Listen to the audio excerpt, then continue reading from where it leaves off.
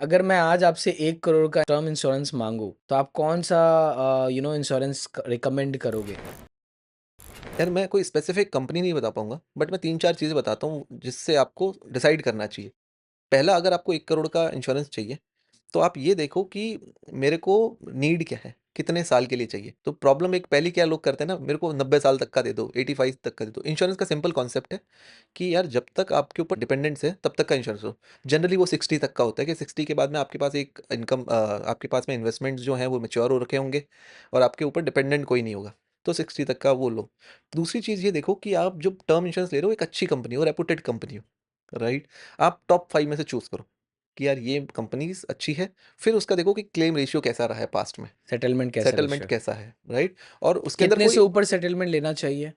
I think 98-99% पे चलता है टर्म पे, वहाँ कोई दिक्कत नहीं होती है सच। मुझे लगता है कि ये भी कैलकुलेशन एक अच्छे इंटेलेक्चुअल लोग करते हैं कि अगर मैं टर्म इंश्योरेंस लेने की जगह पे उतना ही इन्वेस्ट करके उसी को टर्म इंश्योरेंस मान लूँ कि मैं उसको इंडेक्स फंड में डाल दे रहा हूँ, मैं कोई एक बढ़िया इक्विटी का उसमें डाल दे रहा हूँ जो लॉन्ग टर्म पे है।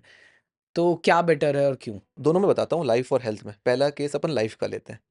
तो आज की डेट में अगर लेट्स से आपको इंश्योरेंस चाहिए, तो आप 2 करोड़ से कम तो लोगे नहीं। पहला क्वेश्चन तो ये है कि डेथ आज भी हो सकती है, 10 साल बाद भी हो सकती है और 25 साल बाद भी हो सकती है। आपको पता है क्या? आज आपके पास 2 करोड़ रुपया है, नहीं। तो आंसर तो यही है, राइट?